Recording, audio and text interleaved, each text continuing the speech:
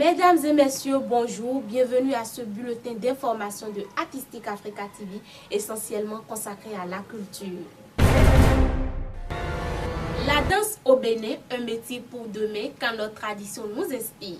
C'est le thème du projet piloté par l'association L'Alternative Kwabo et qui vise la formation des jeunes béninois en danse contemporaine.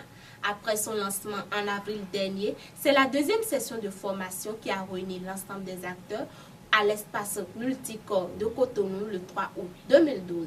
Suivez le compte rendu. Moi, je suis très content de vous présenter aujourd'hui la deuxième session de formation de notre projet qui s'appelle La danse au Bénin, un métier pour demain. Quand notre tradition nous inspire. Donc, il y a beaucoup de choses là-dedans. Vous savez que la danse, c'est déjà un métier. Dans beaucoup d'endroits, les gens en vivent. Et dans notre pays, nous avons tellement de potentiel, nous avons du savoir-faire, nous avons tout ce qu'il faut, mais on ne peut pas vivre de sa danse. On est danseur, mais il faut être peut-être à côté chauffeur ou je ne sais pas, menuisier ou maçon pour pouvoir vivre. Et nous, notre envie, et nous savons qu'on ne peut pas y arriver tout seul, c'est de contribuer à ce que la danse devienne un métier, que des danseurs, nos frères, nos enfants, nos petits-enfants, nos cousins puissent vivre de cet art. Parce que c'est un art qui est dans notre gène, c'est un art que nous savons faire, que nous menons à merveille et on ne peut pas en faire un métier, c'est pas très juste. Le Bénin connaît un dynamisme culturel qui se traduit de jour en jour par la création de nouveaux espaces de diffusion de l'art. Des espaces culturels privés s'établissent dans la ville de Cotonou. Nos reporters en ont sillonné quelques-uns pour vous. Voici en premier le Yes Papa de Cotonou.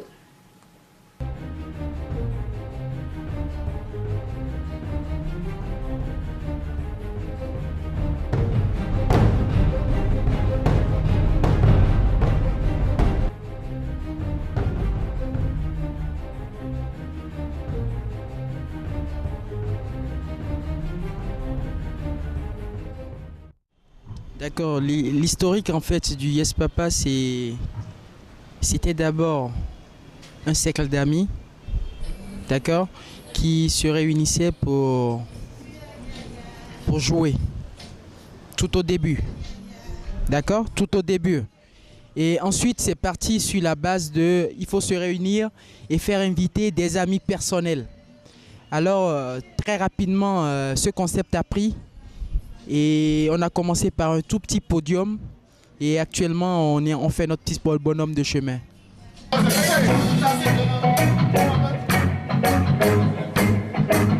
Le Yes Papa, nous sommes situés sur les pavés qui prennent devant la pharmacie Okpe-Oloa à l'Étoile, l'axe de Okpe-Oloa à l'Étoile Rouge. La première intersection à votre droite, vous la laissez, nous sommes situés là, sur la deuxième maison à l'angle de la rue. Voilà, du côté gauche, maison Le Mikado, d'accord? Et plus précisément en face du cyber de l'Étoile, on ne fait pas de la publicité pour eux. Hein. Découvrez à présent le Café des Arts.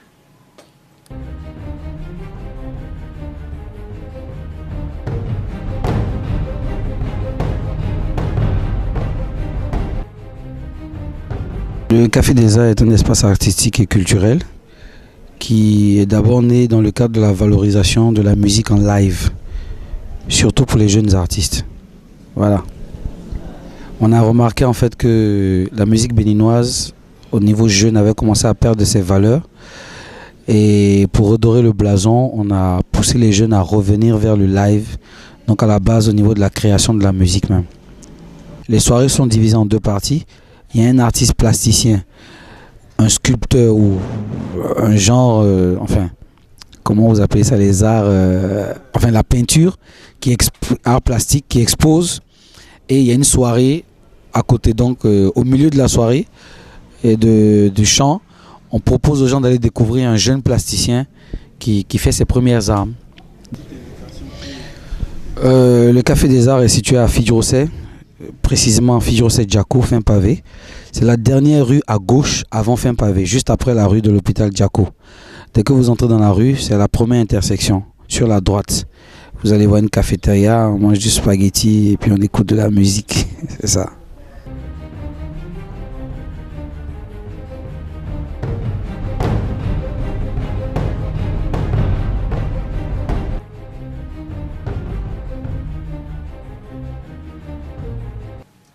La galerie du Centre culturel artistique Africa fait sa rentrée 2012 avec une exposition consacrée à l'artiste plasticien Julien Vignequin. Béninois résident en France, ce dernier nous a accordé un entretien lors de son dernier passage à Cotonou. En voici la quintessence. Comme souvent, quand je parle de mon travail, je parle souvent au lieu d'avoir un discours déjà préétabli et bien carré, je parle plutôt de cheminement parce que je pense que j'ai commencé à planter des clous parce que il s'est trouvé que j'ai pas décidé de planter des clous. Je faisais une série de toiles comme ça où il y avait beaucoup de coulures sur mes toiles et comme je travaillais sur du bois, je me suis dit tiens, j'ai eu l'idée des clous et je me suis dit que ces clous-là, ça va être une façon de justifier ces coulures comme quelque chose. Un coup qu'on plante dans la chair, et qui saigne, quoi. Qui saigne, voilà. Et donc tu justifies la violence. Et puis c'est aussi un acte, c'est pas anodin, un acte de planter des clous quand même. C'est violent, c'est fort. C'est planter des clous aussi, c'est une forme aussi comme on dit, quelqu'un qui sort la tête, on enfonce le clou pour le réduire. Ça veut dire beaucoup, il y a beaucoup de souffrance derrière tout ça. Et passer de clous à la croix. Et passer de clous à la croix, il arrive un moment forcément où je me dis, je vais quand même pas planter des clous toute ma vie, et qu'il fallait trouver une solution pour la suite. Et ça a été, j'ai fait l'association avec les croix parce que tout de suite quand j'ai pensé clous, j'ai pensé croix, j'ai pensé crucifixion, j'ai pensé code, j'ai pensé 4 points cardinaux, l'horizontale, la verticale. C'est quelque chose de très spirituel finalement. Très spirituel, la et puis si vous voulez, quand il y a l'horizontale et la verticale, il y a un croisement, et le croisement, il y a quelque chose qui apparaît. C'est une rencontre. Donc pour moi, ça avait beaucoup de signification. Donc j'en ai fait toute une déclinaison comme ça qui évoque un petit peu notre conscient ou un inconscient collectif à travers ça. Et l'œuvre où le thème abordé devient finalement très spirituel. Très spirituel, oui. La douleur, quelque chose de très spirituel, oui. selon Et vous. puis, malheureusement, il s'est trouvé que ça touche aussi la religion et ça heurte assez souvent les gens. Artistique Africa abrite désormais une école de formation en danse contemporaine.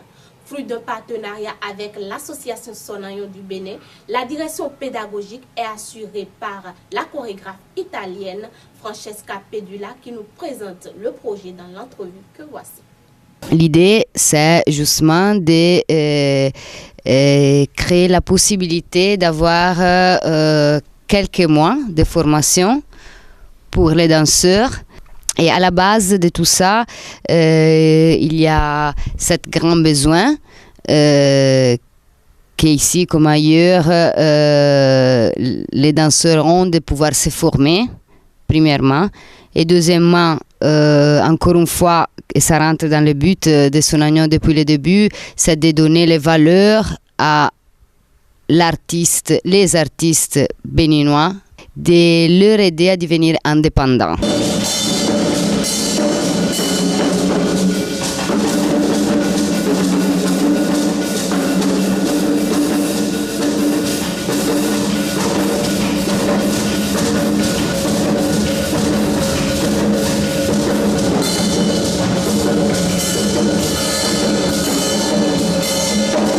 De ne pas les laisser sans défense par rapport à tout ce qui arrive d'ailleurs et même d'ici.